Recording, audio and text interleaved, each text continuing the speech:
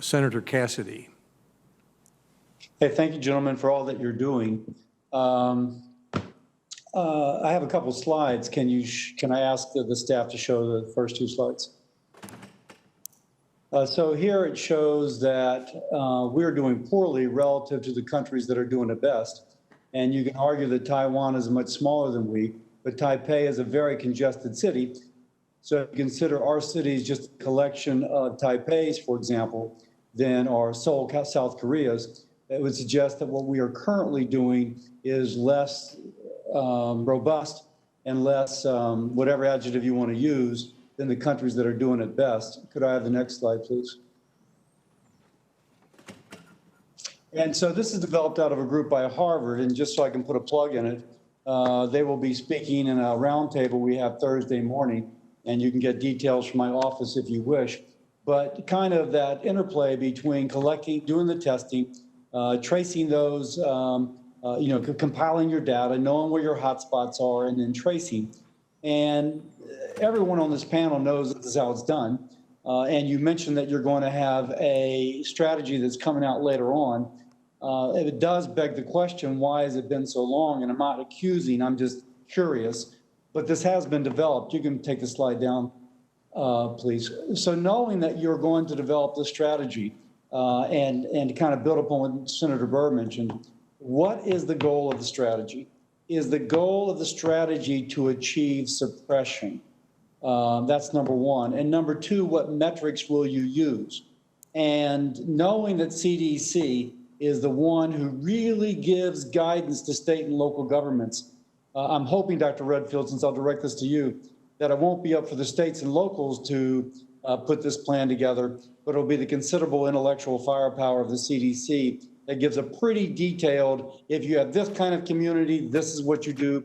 If you have that kind of community, that is what you do, because that's the kind of role that CDC is expected to play. Dr. Redfield, any thoughts on this? Thank you very much, Senator. A very important question. First, on your first slide, just as a quick comment, and I'll try to be quick, I think it's really important because it does illustrate back to the comment that we tried to make of the importance of personal responsibility to really practice the social distancing. And that is a given, Dr. Redfield. I'm going to ask you just to go quickly because I have limited time. That's a given. But there has to be a testing aspect of this because people don't, you awaken people to their responsibility if they know they've been exposed. If they don't know they've been exposed, they tend to be more complacent. So please focus upon the testing data and tracking aspect of it. Yes, Senator. Initially, obviously, was early case identification, contact tracing, isolation. Obviously, testing and contact tracing without isolation has little value.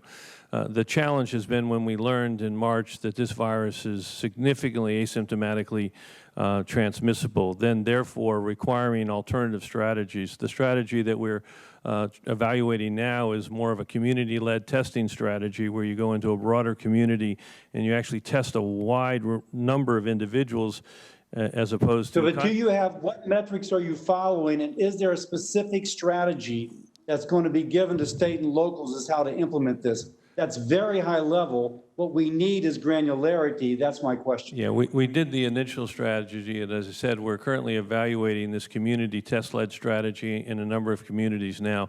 The metrics are simple. It's the % cases that are positive. We were doing well there for a while, you know. May I ask, again, sorry to interrupt, but of course, if you take the entire city of New Orleans or Shreveport, you're going to have some that are hotspots and some that are really fairly safe.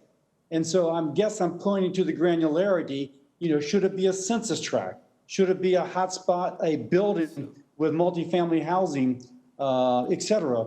I guess I'm just frustrated because when I speak to my state and locals, they're not getting that granularity from CDC. That seems to be where we get to where Seoul, South Korea is. And I've not yet heard that as kind of what we're doing. We're sharing right now at the county level the exact kinetics. We have about 130 counties in this country out of the more than 5,000, more than 3,000 are having trouble. And continuing to get that granularity, I think you've said it, Senator, it's critical. It's got to be a very local, focal response at the granular level. But Dr. Redfield, do we have that granularity? We've been at this for 3 months. We've got all these data systems. We know where the people live who are tested. We have a federated system, which you alluded to earlier.